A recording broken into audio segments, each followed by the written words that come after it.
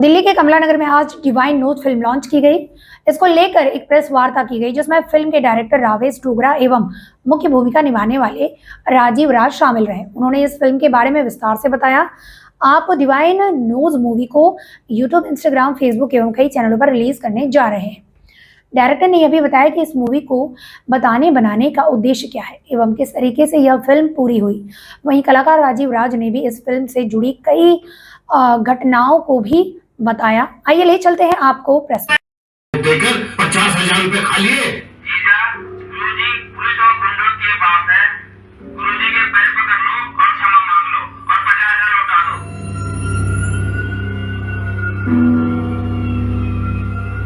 जीजा अपने दीदी के लिए विधवा की साड़ी खरीदने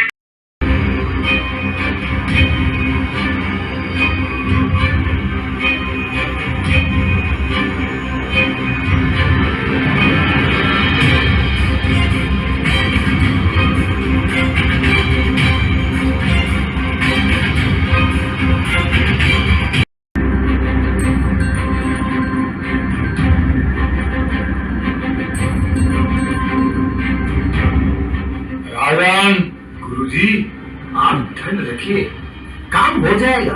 मैं अभी चाय पानी भिजवाता हूँ और चारों तरफ अभी फोन खड़काता हूँ। उस यादव नाम के छुचुंदर को तो बिल में से हम निकाल लेंगे। गुरुजी काम हो जाएगा, आप चाय पानी पीजिए, काम हो जाएगा।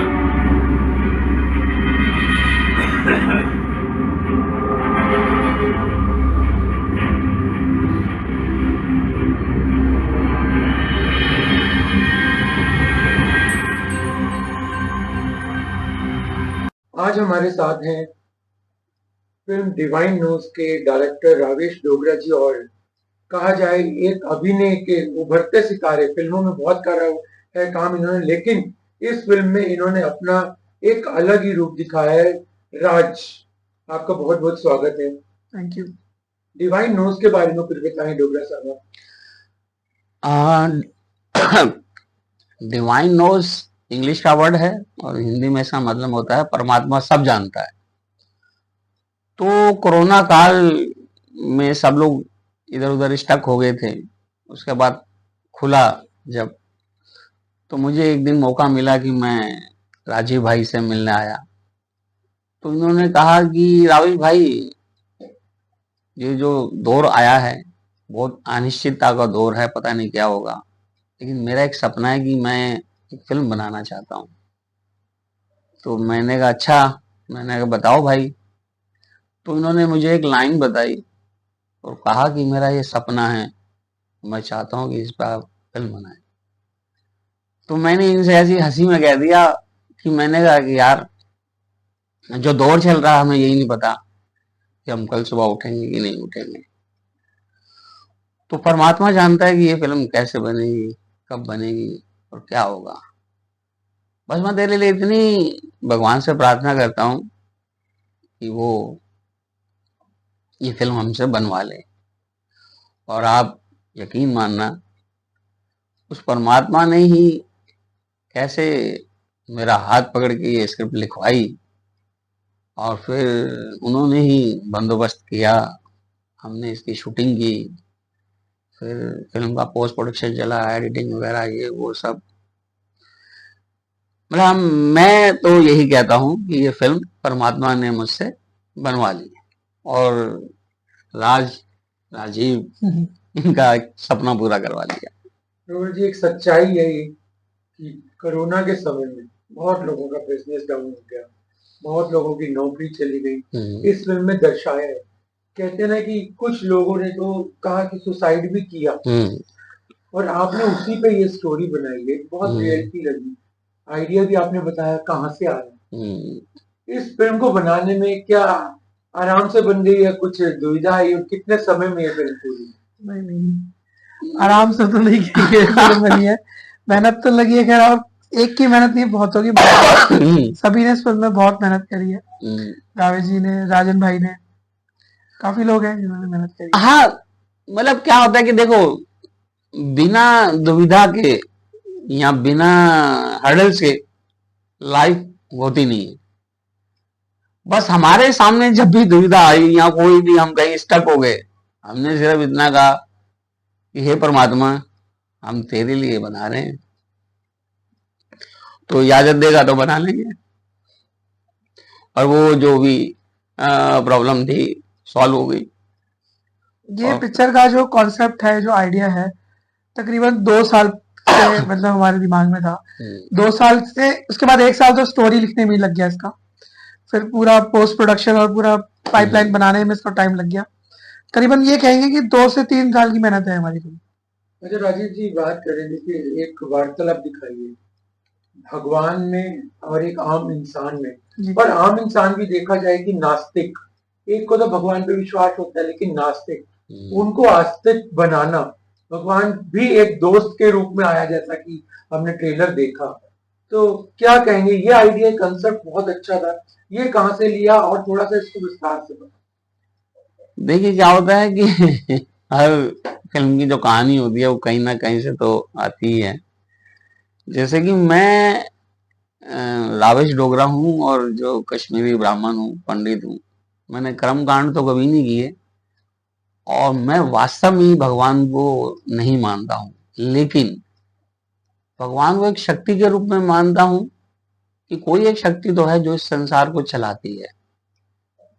तो कई बारी मैं ऐसी भगवान से बात किया करता था, तो जब राजीव जी ने ये कहा कि मुझे ऐसी फिल्म बनानी है, तो मैंने राजीव की जगह अपने आप को ध्यान में रखते हुए वो करेक्टर लिखा, और जो मैं भगवान अगर मेरे सामने कभी आए, मैं उससे क्या पूछूंगा, क्या बात करूंगा, तो मैंने वो ही इस कहानी में लिखा है।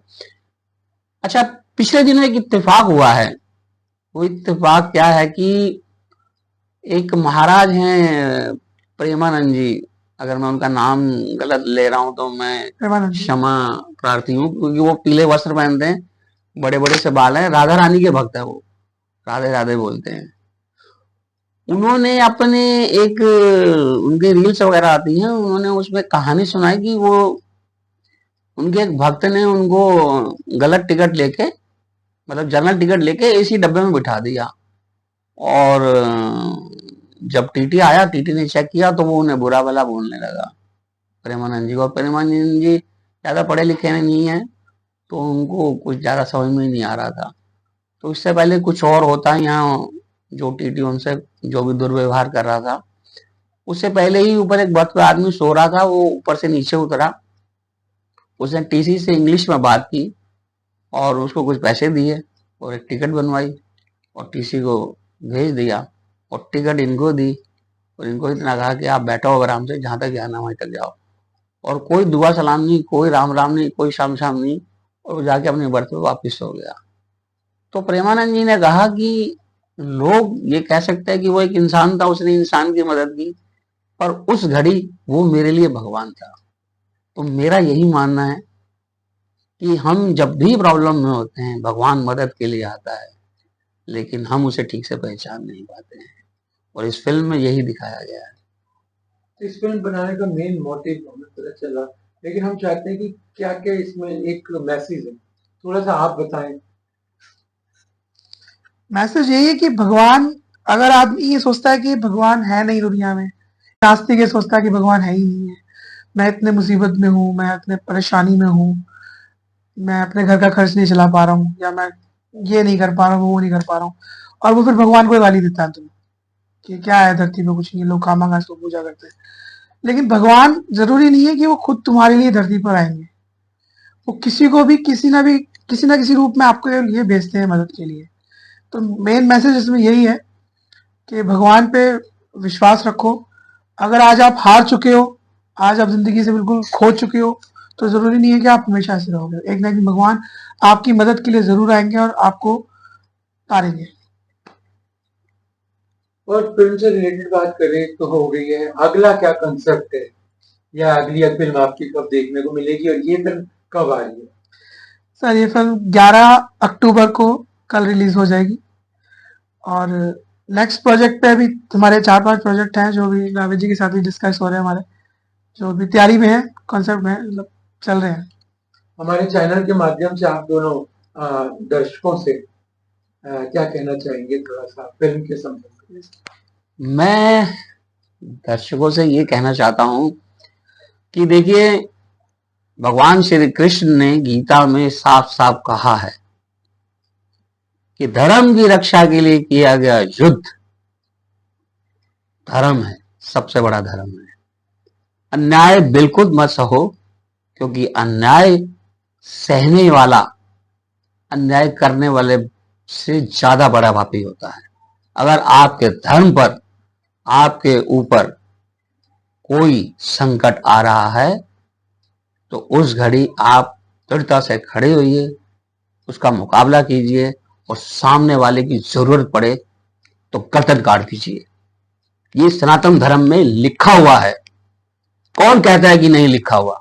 गीता में श्री कृष्ण ने साफ साफ कहा है। अगर नहीं कहा होता तो अर्जुन अपने ही भाइयों का और अपने रिश्तेदारों का वध नहीं करता। मैं भी यही चाहता हूं। क्यों भूल गए हम अपनी संस्कृति? कितना बटेंगे और जितना बटेंगे उतना कटेंगे। सब सही कह रहे हैं। ये फिल्म धन्यवाद। कहाँ देखने को मिल सकती है? सर ये आपको गरिमा राज एंटरटेनमेंट के यूट्यूब चैनल पर देखने को मिल सकती है। सर कल ये मूवी 12 बजे तक रिलीज हो जाएगी। चलिए बहुत बहुत शुभकामनाएं हमारी आपके, बहुत अच्छी बन जाए।